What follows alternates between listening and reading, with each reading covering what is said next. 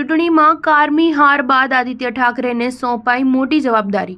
યુબીટીના ધારાસભ્યોએ આપ્યું સમર્થન। મહારાષ્ટ્ર ચૂંટણી બાદ શિવસેનાના ધારાસભ્યો વચ્ચે યોજાયેલી બેઠકમાં મહત્વનો નિર્ણય લેવાયો છે, જેમાં તમામ ધારાસભ્યોએ આદિત્ય ઠાકરેને બંને સદનના નેતા બનાવવાનો નિર્ણય લીધો છે, તેમજ ભાસ્કર જાદવને પક્ષના નેતા અને સુનિલને ચીફ વ્હીલ પદે નિમણૂક કરી છે।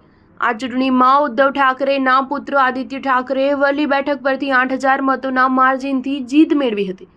આદિત્યએ 60,606 મત મેળવી હરીફ ઉમેદવાર શિવસેનાના દિગ્ગજ નેતા અને રાજ્યસભાના સાંસદ મિલિંદ દેવડાને હરાવ્યા હતા। ઉદ્ધવ ઠાકરેએ આ વખતે વિધાનસભા ચૂંટણીમાં કારમી હારનો સામનો કર્યો છે।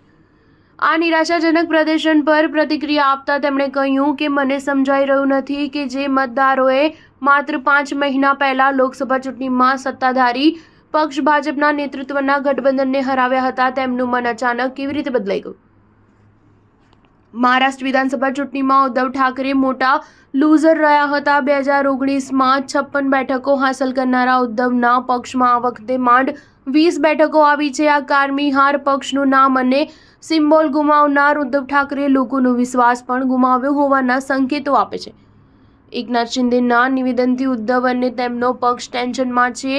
શિંદેએ નિવેદન આપ્યું હતું કે ઉદ્ધવ ઠાકરેના ઘણા ધારાસભ્યો અમારા સંપર્કમાં છે અને તે અમારી સાથે જોડાવા માંગે છે। સ્ટાર ન્યૂઝ 7 હંમેશા સચ્ચાઈની સાથે।